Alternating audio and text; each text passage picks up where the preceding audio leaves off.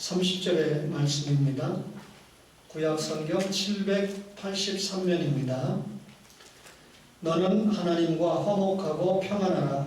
그리하면 복이 내게 임하리라. 청하건대 너는 하나님의 입에서 교훈을 받고 하나님의 말씀을 내 마음에 두라. 내가 만일 전능자에게로 돌아가면 내가 지음을 받을 것이며 또 내 장막에서 풀이를 멀리하리라. 내 보화를 티끌로 여기고 오빌의 금을 계곡의 돌로 여기라. 그리하면 전능자가 내 보화가 되시며 내게 고귀한 은이 되시리니 이에 내가 전능자를 기뻐하여 하나님께로 얼굴을 들 것이라. 너는 그에게 기도하겠고 그는 들으실 것이며 너의 소원을 내가 갚으리라. 내가 무엇을 결정하면 이루어질 것이요 내 길에 빛이 비치리라. 사람들이 너를 낮추거든 너는 교만했노라고 말하라. 하나님은 겸손한 자를 구원하시리라. 죄 없는 자가 아니라도 건지시리니 내 손이 깨끗함으로 말미암아 건지심을 받으리라. 아멘. 이 욥기라고 하는 성경은 의인이 고난받는 문제에 대해서 해답을 정확하게 내놓고 있는 성경입니다. 구약 성경에 보면 에스더, 다니엘 성경이 있죠. 이 성경 속에 나타나는 주인공의 이름을 따서 성경의 이름을 붙였는데 욥도 욥이 주인공처럼 나타나기 때문에 그의 이름을 따서 욥기다 이렇게 붙였는데 욥기 32장 16절을 참고해 보면 욥기를 기록한 기록자가 욥이라고 하는 사실을 알 수 있는데 학자들은 더러 엘리후나 다른 사람들이 기록했다라고 주장하기도 하지만 여러분의 목사는 욥이 이 성경을 기록했다 그렇게 확신하고 있습니다. 이 욥을 보통 족장시대의 사람이다 이렇게 말하는데 사실 저는 욥이 야곱시대의 사람이다 라고 하는 생각을 가지게 됩니다. 욥기서 42장까지 반복해서 읽어볼 때 출애굽의 이적이 나타나지 않습니다. 그리고 욥이 살았던 생명의 길이가 족장시대에 살았던 사람들의 생명의 길이와 비슷한 점도 이것을 반증할 뿐만 아니라 사실 이 출애굽 후에 이 아론의 가문에서 대제사장을 세워서 역할을 감당하게 했는데 욥이 대제사장의 역할을 감당을 하고 있는 것을 보면 확실히 출애굽 이전에 야곱 때 이 성경이 기록되었다라고 하는 생각을 가지게 됩니다. 욥기 5장 7절을 읽어보면요. 사람은 고생을 위해서 났으니 사람은 고난을 위해서 났으니 라고 하는 성경 말씀이 보이는데 사실 이 성경의 주제는 의인이 왜 고난을 받는가 하는 문제를 다루고 있는 것이 틀림없습니다. 우리가 보통 이 지혜서를 세 권으로 지혜서라고 하는데 잠언, 욥기, 전도서를 지혜서라고 그러는데 잠언은 거듭 말씀드린 대로 원리 원칙대로 읽으면 돼요. 그러니까 어린아이의 지혜를 가지고 말씀에 순종하면 복을 받고 불순종하면 저주를 받는다. 단순하게 읽으면 됩니다. 욥기를 가면 조금 어려워져요. 의인이 복을 받아야 되는데 의인이 고난을 받는다고 하니까 이것은 청년 이상의 지혜를 가지고 해석을 할 수 있는 책이 욥기라는 책이죠.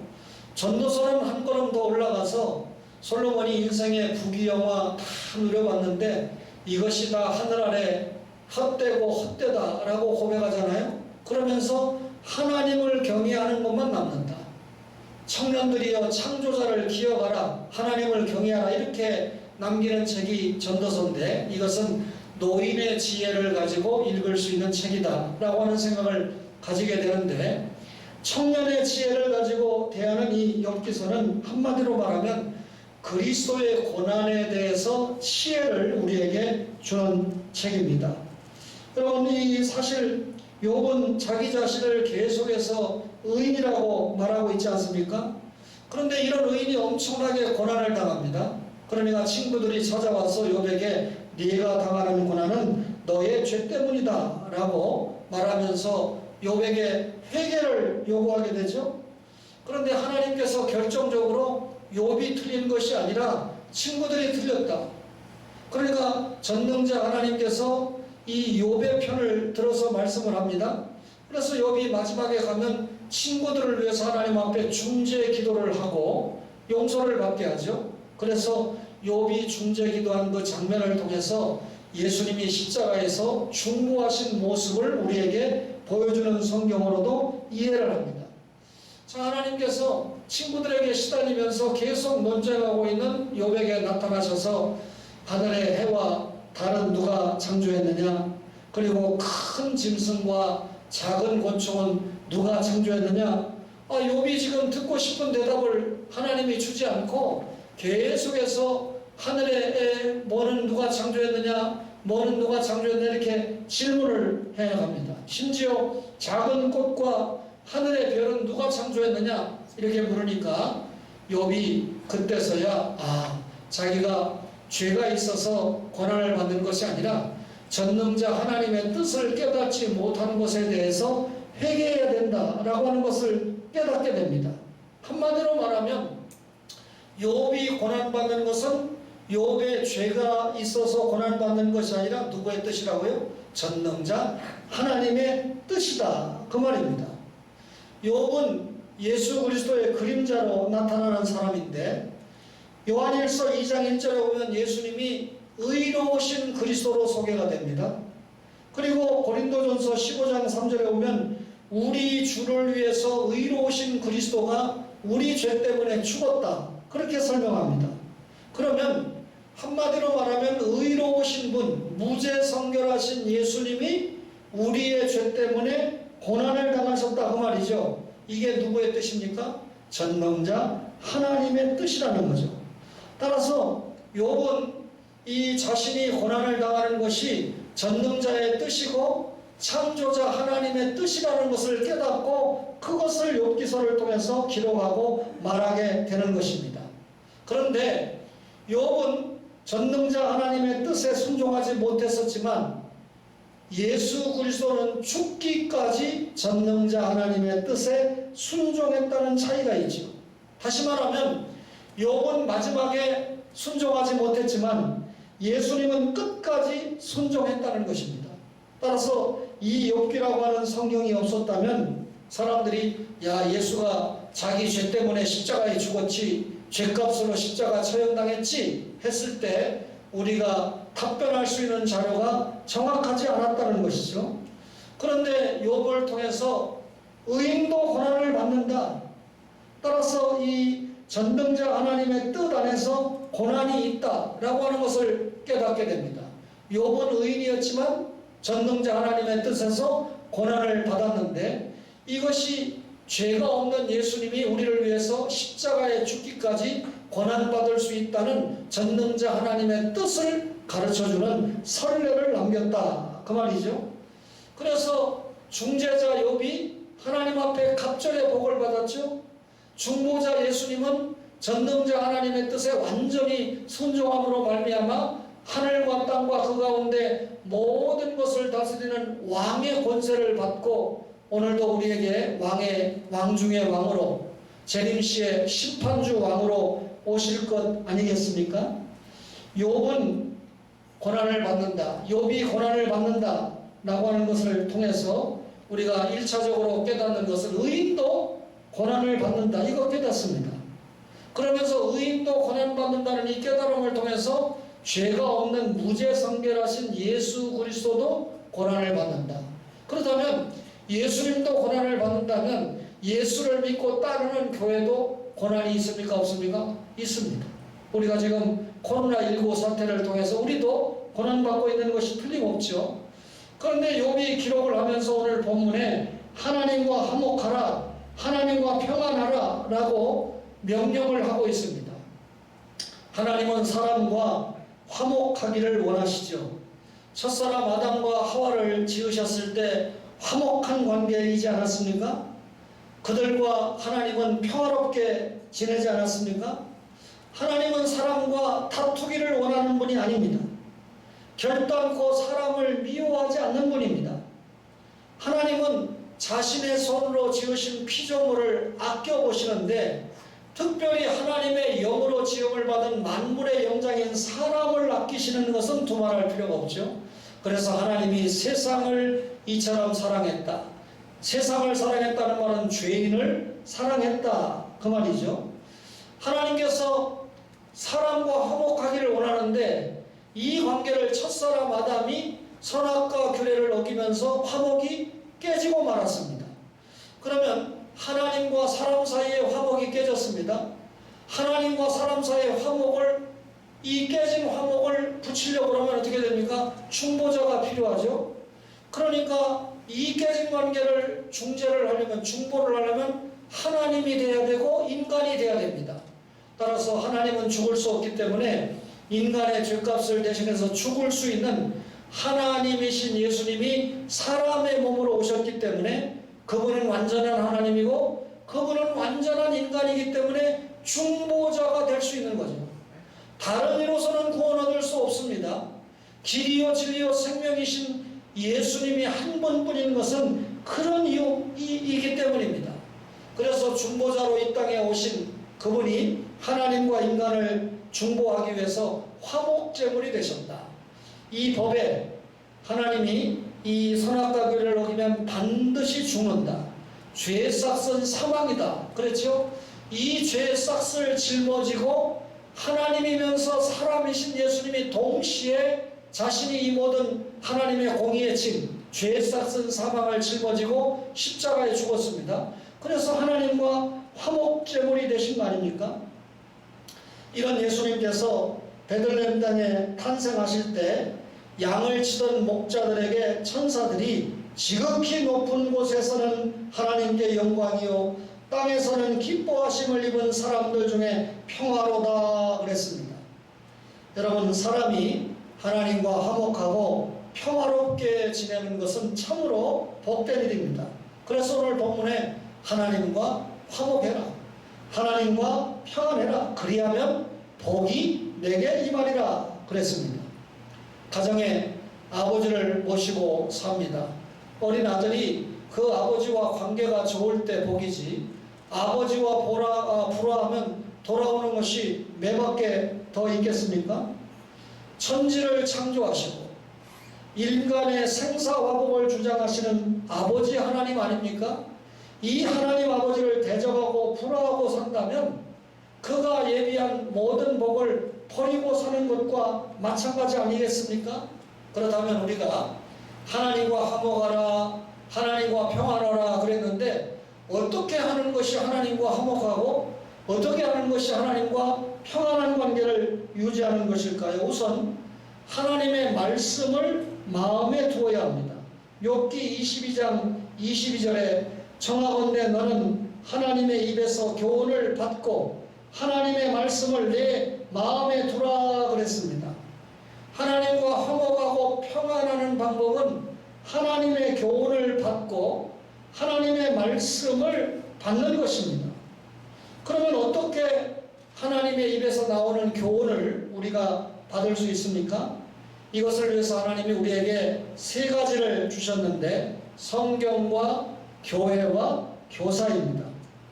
여러분과 저의 삶의 이 믿음의 참고서가 아니고 교과서가 무엇입니까? 영원한 교과서가 성경입니다.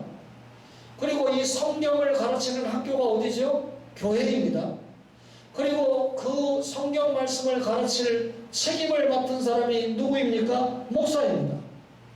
따라서 성도가 하나님의 말씀을 마음에 두고 살기 위해서는 이 세 가지 요소를 대단히 가까이 해야 합니다. 성도가 항상 성경을 가까이 해야 됩니다. 읽고 또 읽는 습관을 들여야 됩니다. 그리고 이 말씀을 잘 이해하기 위해서 여러분들이 지금 욥기 22장 이 21절로 30절의 본문 말씀을 중심으로 하나님의 말씀을 듣는데 제가 욥기라는 성경이 어떤 성경인가를 개괄적으로 설명을 하고 이 부분을 지금 여러분에게 하나님이 이 말씀을 왜 기록했는가를 지금 해석해서 전하고 있습니다. 그런데 목사의 설교를 듣고 이 본문을 이해하면 쉽게 이해가 되고 깊게 이해가 될 수 있는데 목사의 도움을 받지 않으면 이 성경을 잘못 이해할 수도 있고 쉽게 간과할 수도 있다는 것이죠. 그만큼 말씀을 가르치는 교사가 중요하고 이것을 가르치는 공적인 학교가 교회라고 그랬죠. 그래서 성경을 가까이 하고 교회를 가까이 하고 목사를 가까이 하는 사람 치고 신앙생활을 잘 못하는 사람을 보지 못합니다. 다시 말하면 교회를 활용해야 되고 목사를 선용해야 되고 성경을 늘 가까이 해야 됩니다. 그렇다면 하나님의 교훈을 마음에 둔다라고 하는 의미가 무엇일까요? 그것은 하나님의 마음을 마음에 둔다. 이것은 하나님의 말씀을 사랑한다. 그 말입니다. 여러분, 하나님의 말씀을 사랑하니까 그 말씀을 어디에 둡니까? 우리의 마음속에 간직하는 것이죠. 하나님의 말씀을 마음에 두는 것은 마음에만 간직하는 것이 아니라, 사랑하는 것이 아니라 생활 원리로 삼는 것입니다. 세상을 살아갈 때 다 삶의 원리가 있지 않습니까? 하나님의 자녀들은 하나님의 백성들로서 살아가는 생활 원리가 있습니다. 여러분, 말씀이 우리의 사상이 되고 말씀이 우리의 정신이 되는 것이 생활 원리 아니겠습니까? 하나님의 말씀이 요구하는 대로 따라가고 하나님의 말씀이 요구하는 대로 생각하고 생활하는 것입니다. 남북 미국 전쟁이 있었을 때 로버트 리라고 하는 장군은 자신의 삶에서 성경은 내게 빛과 힘을 주었다라고 고백합니다. 전쟁을 이끄는 장군인데 동족끼리 싸우는 전쟁이니까 얼마나 가슴 아팠겠습니까? 어쨌든 이러할 때 성경에 의지했는데 그 성경 말씀이 나에게 빛이 되고 힘이 되었다. 이거 로버트 리의 장군의 고백만은 아닙니다. 여러분과 제가 어떤 시간, 어떤 장소에서 어떤 일을 하고 살아가든지 성경 말씀을 우리가 마음에 두고 그리고 생활 원리로 삼는다면 그것은 우리에게 힘이 되고 우리에게 빛이 된다라고 하는 것을 확인하게 됩니다. 하나님의 말씀을 마음에 둔다라고 하는 것은 순종하는 것을 가리킵니다. 하나님을 사랑하고 하나님과 화목하고 평화하기를 원하는 사람은 항상 그 하나님의 말씀에 순종하게 되어 있습니다. 이 말씀을 받는 여러분과 저가 하나님의 말씀을 마음에 둠으로 하나님과 화목하기를 주님의 이름으로 간절히 바랍니다. 하나님과 화목한 사람은 전능자에게로 돌아가고 불의함을 버려야 됩니다. 욥기 22장 23절에 네가 만일 전능자에게로 돌아가면 네가 시험을 받을 것이며 또 내 장막에서 불의를 멀리하리라 그랬습니다. 하나님과 화목하고 평안하게 되는 길은 전능자에게로 돌아가는 것이다. 전능자는 누구죠? 하나님 자신을 말씀합니다. 적극적으로 전능자 하나님께 돌아가고 소극적으로는 불의를 버리는 것이 하나님과 화목하는 방법이다. 그래서 호세아 선지자는 호세아 14장 1절에 이스라엘아 내 하나님 여호와께로 돌아오라 내가 불의함으로 말미암아 엎드러졌느니라 라고 기록을 했습니다. 여러분, 우리가 갖는 의 가운데 최고의 의가 믿음입니다. 하나님께서 우리에게 입혀주시는 의죠. 최고의 의예요. 또 불신함은 최고의 불의가 됩니다. 예수 믿으면 천국 영생, 예수 믿지 않으면 지옥 형벌. 따라서 우리가 갖는 최고의 의가 뭡니까? 예수 믿는다는 믿음 아닙니까? 최고의 불의가 뭡니까? 예수 믿지 않는다는 불신앙이 최고의 불의가 되는 것입니다. 따라서 우리가 하나님과 화목하고 평화할 수 있는 비결은 최고의 의가 되는 예수 그리스도를 믿는 믿음이라 그 말이죠. 오늘 도덕적인 선행이 의가 되고 도덕적인 비행도 불의가 됩니다. 최고의 의는 믿음인데요. 도덕적인 선행도 의가 되고 또 불신앙이 최고의 불인데 도덕적인 비행이 불의가 된다는 것입니다.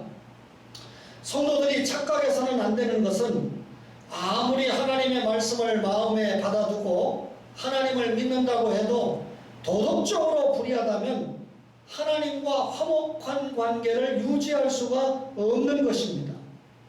우리가 도덕적으로 불의하면 하나님과 화목할 수 있겠습니까?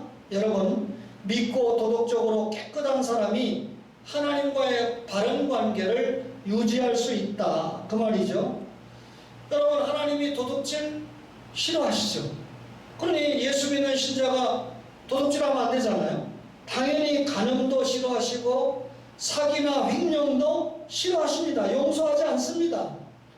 불효자를 하나님이 결코 좋아하지 않습니다. 하나님은 불의를 멀리 하시고 불의와 타협도 하지 않으신다, 그 말이죠. 따라서 우리가 세상적으로 도덕적으로 깨끗하고 진실하게 살 때 그것은 우리가 불의를 버리는 것이고 그 삶은 하나님과 평화로운 관계를 유지할 수 있는 것입니다. 우리가 의로운 삶을 살지 못하니까 불신자들에게 손가락질을 당하지 않습니까? 초대 예루살렘 교회 성도들은 세상 사람들이 칭송하는 그런 삶을 살았습니다. 사람마다 초대교회 성도들을 경외하는 마음을 가지고 바라보았습니다. 왜 그랬을까요? 예수 믿는 저 사람, 우리가 따라갈 수 없는 도덕적인 무엇이 있어, 생활이 있어, 그 말이죠. 구원과 성화는 같이 가는 겁니다.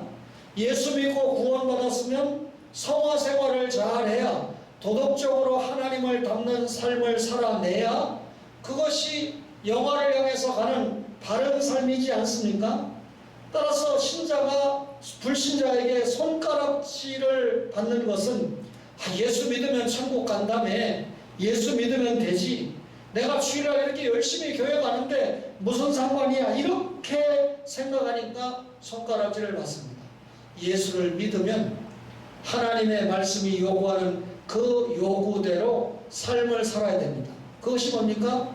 최고의 의는 믿음이고 그 의를 나타내는 하나의 방법이 불의를 떠나는 것입니다.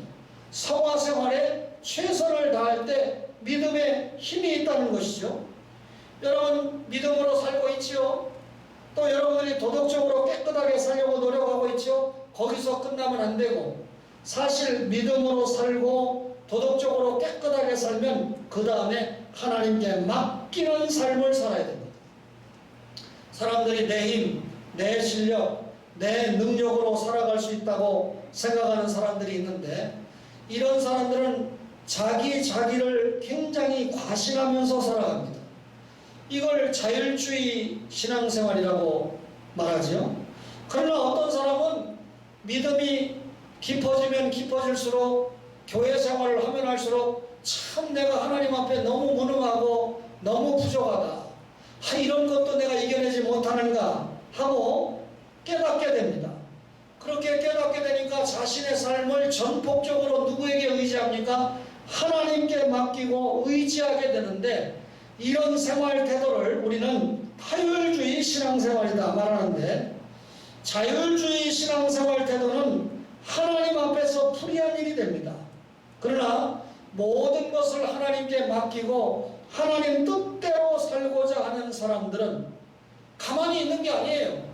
나는 가만히 있을 테니까 하나님이 알아서 해주세요 아니고, 하나님께서 나에게 주신 모든 신앙과 인격과 내 건강과 내 재능과 내 모든 것을 가지고 제가 하나님 앞에서 믿음으로 사는데, 하나님께서 인도해 주시고 하나님께서 도와주세요 하고 다 맡기는 거 아닙니까?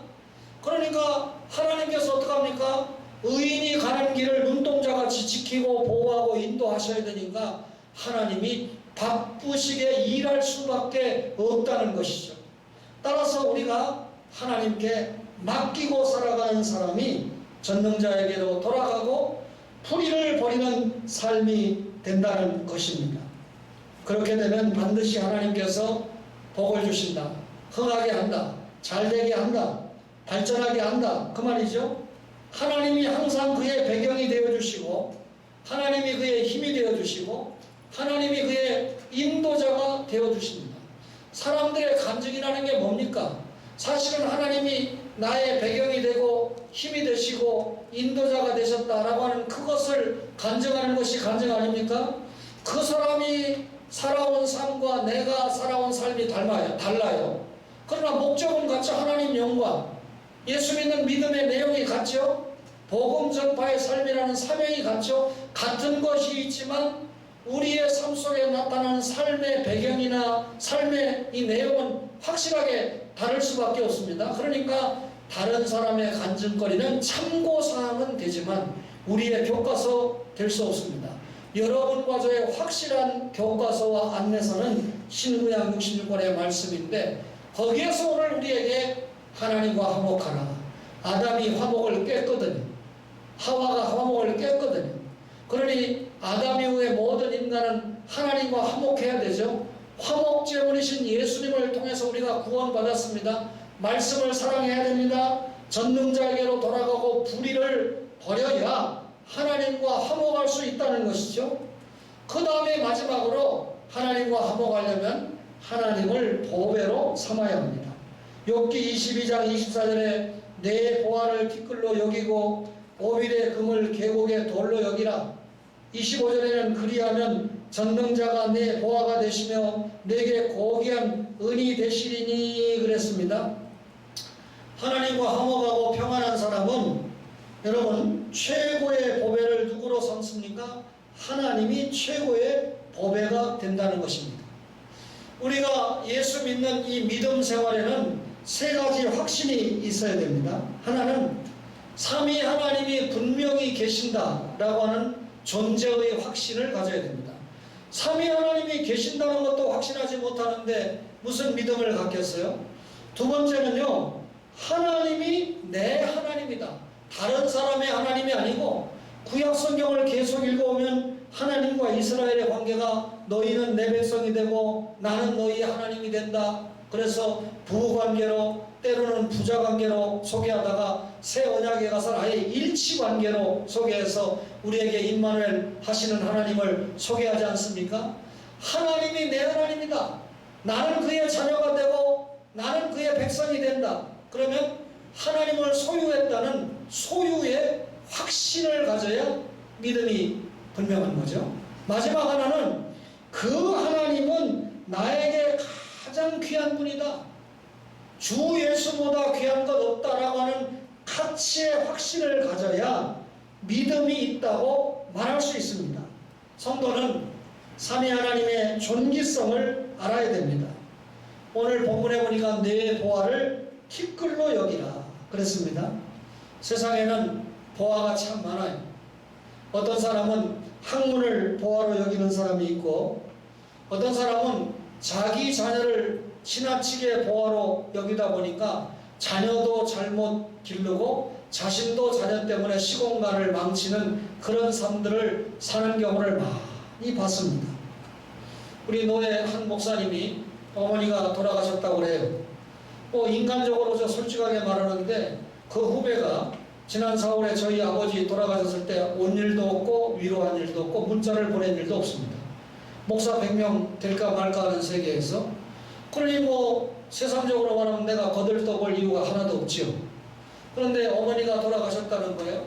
한 후배 목사에게 들어보니까 목사 본인이 혈액암 걸려 있다는 거예요. 그 어머니가 또 그 암으로 고생하시다가 돌아가셨는데 이 아들 목사가 주일 목회하고 나머지 시간은 그 어머니 간수하는데 모든 것을 다 투자하다가 돌아가셨는데 목사님, 어머니 돌아가신 것이 이 아들 목사에게 다행일까요 불행일까요? 라는 아주 난해한 질문을 어제 제가 받았는데 어쨌든 장례가 나서 내일 장례를 치르게 되는데 이 운구할 사람이 없다고 목사님들에게 부탁을 하더라고 하는 소리까지 제가 들었습니다. 그래서 제가 선배로서 정말 안타까운 가운데 있는 후배구나 해서 제가 마음을 열고 또 이렇게 사랑을 어제 베풀었는데 여러분 자식을 최고의 보화로 삼습니까? 부모를 최고의 보화로 삼습니까? 자신의 생명을 보화로 여기는 사람이 있습니다. 명예를 완전히 보화로 여기는 사람이 있어요. 당연히 돈, 물질을 보화로 삼는 사람이 있어요. 돈을 참 버는 데만 열심히 벌어놓고 한 번도 제대로 사용하지 못하고 죽는 사람들 참 많이 있지 않습니까? 어느 유명한 감독도 예수 믿는 사람이라고 내 생각하지 않는데 코로나 때문에 외국에서 죽었는데 유족들이 가지도 오지도 못하니까 대사관에 부탁을 했대요. 시체 알아서 처리해달라고. 돈은 또 얼마나 많이 남겼을까요? 정말 사람답게 신앙인이라면 또 신앙인답게 돈 한 번 써보지 못하고 죽는 사람들 꽤 있습니다. 물질을 보화로 여긴 사람들이죠. 모파상 진주 목걸이라는 작품에 보면 한 가정주부가 친구에게 진주 목걸이를 빌려서 무도회장에 갔는데 그걸 잃어버렸어요. 그런데 이것을 미안하니까 갖기 위해서 9년 동안, 친구는 채권도 안 하는데 9년 동안 열심히 일했습니다. 그래서 이제 목걸이를 사서 가지고 가니까 이 친구가 야, 그거는 가짜 목걸이였어. 그러니까 가짜 목걸이라는 걸 알았다면 9년 동안 그거 갖기 위해서 그렇게 고생했겠습니까? 여러분, 오늘 우리가 물질을 보화로 여기면 안 됩니다. 누구를 보화로 여겨야 됩니까? 여러분, 사람들은 금은 보석이 가장 가치 있는 것이라고 여겨서 보화라고 생각을 하지만 예수 믿는 참 성도는 하나님을 최고의 보화로 여긴다. 세상의 보화를 뭐로 여긴다? 티끌로 여긴다. 티끌을 청소해버리지 집에 보관하는 사람 누가 있습니까? 세상의 보화는 티끌만큼도 가치가 없다, 그 말인데, 여러분, 바울 사도가 뭐라고 그랬습니까? 모든 것을 해로 여기면 내 주 그리스도 예수를 아는 지식이 가장 고상하기 때문이라 내가 그를 위하여 모든 것을 잃어버리고 배설물로 여긴다. 빌립보서 3장 8절에 그렇게 말씀하지 않았습니까? 아브라함은 하나님을 보화로 여긴 후에 고향과 친척과 아버지 집을 떠났습니다. 다니엘은 하나님을 보화로 여기게 되니까 그렇게 좋은 총리 대신의 직도 과감하게 포기할 수 있었습니다. 스데반 집사님은 그 하나님을 보배로 삼았기 때문에 복음의 진수 한 편을 내놓고 자신의 생명을 순교의 제물로 내놓았습니다. 자기 목숨보다도 하나님의 말씀이 보화로 여기고 살았던 사람이다, 그 말이죠. 마태복음 6장 19절에 너희를 위하여 보물을 땅에 쌓아두지 말라. 우리의 믿음은 보물을 하늘에 쌓는 과정인 것이죠. 누가복음 14장 33절에 누구든지 자기의 모든 소유를 버리지 아니하면 내 제자가 되지 못하리라 그랬습니다. 같은 의미로 오늘 욥은 뭐라고 기록합니까? 오빌의 금을 계곡의 돌로 여기라. 당시 금은요, 오빌 지방에서 나는 금이 가장 귀하고 가치가 있고 값이 비쌌고 인기도 있었고 질도 좋았다는 것입니다. 이런 금이라고 할지라도 하나님과 견줄 수 없고 하나님과 바꿀 수 없다는 것이죠. 하나님과 만약에 비교한다면 그렇게 유명한 오빌의 금이라도 계곡에 지천으로 널려있는 돌멩이에 불과하다, 그 말입니다. 우리가 그런 믿음을 가지고 살아가면 누가 우리의 보화가 되어주신다? 하나님께서 우리의 보화가 되어주신다, 그 말입니다. 하나님이 우리에게 보화가 되어주시면 만국에 있는 보화가 다 우리에게 따라오게 되어 있다, 그 말이죠.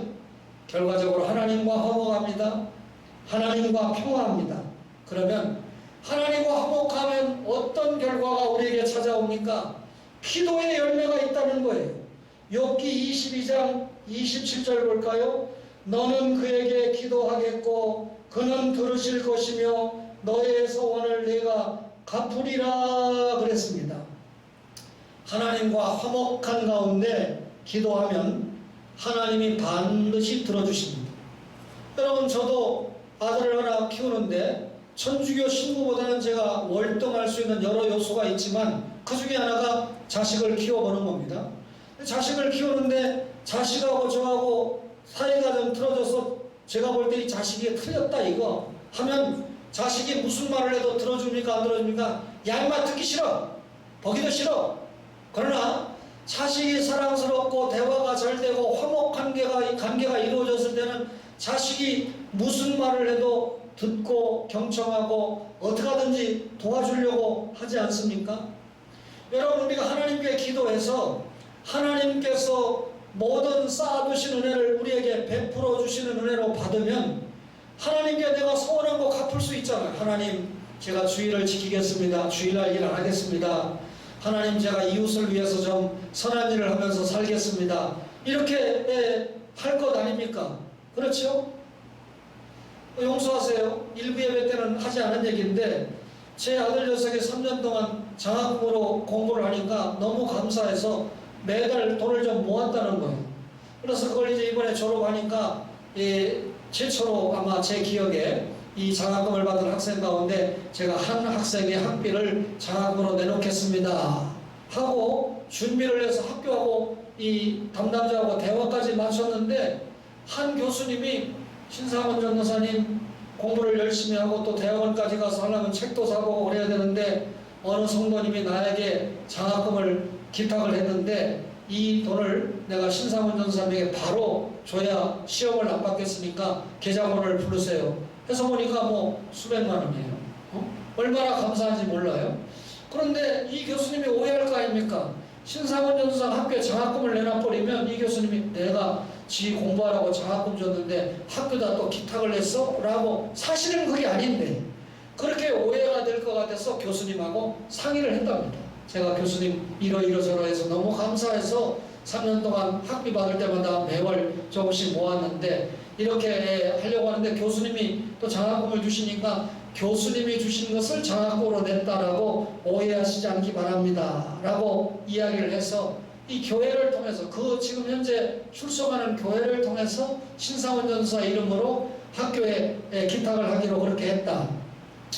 뭐 1억씩 내는 분도 있고, 최근에도 보니까 어떤 은퇴하신 원로 목사님이 2,100만 원을 내기도 하고 그랬는데 다 의미가 있는 그런 이 장학금인데, 뭐 아들이지만 신상원 전도사가 내는 장학금도 후원금도 참 의미가 있다, 저는 그렇게 생각했습니다. 그래서 혹시 내 설교를 듣는 사람들이 있으면 파급이 돼서 다른 학생들도 사랑만 일방적으로 받지 말고 받은 사랑을 되돌릴 줄 아는 그런 목회자로 성장해 갔으면 좋겠다는 마음으로 제가 잠시 일부에 없는 말씀을 드렸습니다. 기도의 열매가 있다는 것이죠. 하나님과 화목하면 자신의 결정이 이루어진다는 겁니다. 욥기 22장 28절에 네가 무엇을 결정하면 이루어질 것이요 그랬는데, 사람이 무슨 일을 결정해서 진행하는데 그 일이 이루어지면 얼마나 좋습니까? 우리가 계획한 대로 이루어지면 얼마나 기쁘겠습니까? 농사를 짓는데 잘 됐습니다. 장사를 하는데 잘 됩니다. 일이 잘 되어갑니다. 얼마나 하나님의 큰 축복이고 기쁜 일입니까? 이게 하나님과 화목할 때 우리가 결정한 일들이 잘 이루어지도록 도와주신다. 또 길에는 빛이 비친다고 그랬는데 욥기 22장 28절에 내 길에 빛이 비치리라. 빛이 비친다 무슨 말이죠? 성공을 상징하는 표현이죠. 앞길이 형통하게 된다. 하나님의 인도하심으로 함께 하실 것이다. 네가 가는 길에 어두움이 없고 막힘이 없을 것이다. 소망이 넘치고 앞길이 열리는 복된 생활이 될 것이다. 하나님과 화목하면 길에는 빛이 비칩니다. 마지막으로 하나님과 화목하면 죄 가운데서도 건지십니다. 욥기 22장 30절에 보니까 죄 없는 자가 아니라도 건지시리니 그랬습니다. 성도가 세상에 살면서 온갖 죄를 짓고 있습니다. 그래서 우리가 죄가 없어서 천국 갑니까? 하나님께서 우리에게 온전한 의를 입혀주셨기 때문에 죄가 없는 전능하신 완전한 하나님이 우리로 하여금 예수 그리스도를 믿고 구원받도록 완전한 의를 입혀주었기 때문에 우리가 천국 가는 거 아닙니까? 따라서 성도가 죄인이지만 하나님께서 죄 문제를 해결해 주셨기 때문에, 우리 원죄 해결해 주셨기 때문에 천국 보장받았죠. 우리가 개인적으로 또 주님 재림하실 때 천국 가기까지 알면서 모르면서 짓는 죄가 있지만 결국 우리가 예수 그리스도의 십자가 공로를 믿고 있기 때문에 그 죄를 도말해 주시고 기억하지도 않으신다 그 말입니다. 여러분과 저가 마음속에 품은 음흉한 죄가 얼마나 많습니까? 또 생활로 나타난 죄가 얼마나 많습니까? 조두순인가 하는 사람 봤죠. 야, 아침인가 저녁에 출소를 하는데 사람들이 만사 제껴놓고 뭐 플래카드까지 쓰고 나와가지고 그 사람 공격하고 비난하고 하는 거 여러분 보았지 않습니까? 우리가 우리의 죄 때문에 하나님께 공격을 당하고 사람들에게 비난을 받기 시작하면 우리 견딜 수 없을 것입니다. 그렇죠? 그런데 하나님께서 우리 죄를 기억도 하지 않으신다. 예수 믿는 의로, 예수 십자가 믿는 그런 이 믿음을 통해서 우리가 지상에서 가졌던 모든 죄를 다 용서하시고 도말하시고 기억도 하지 않으신다. 하나님과 화목한 최후의 결과이지 않습니까? 여러분, 하나님과 화목하고 평화를 이루어야 합니다. 하나님의 말씀을 마음에 두고 불의를 버려야 됩니다. 세상의 보화를 버리고 하늘의 보화를 얻어야 합니다. 하나님께서 창세기 15장 1절에 나는 너의 큰 상급이니라 그랬습니다. 세상의 보화를 버리고 하나님을 자신의 보화로 소유하시기를 바랍니다. 그는 틀림없이 하나님과 화목을 이룬 성도고 평화를 이룬 성도가 될 것입니다. 하나님과 화목하여 간증거리가 많은 초원의 가족들 되시기를 주님의 이름으로 간절히 바랍니다.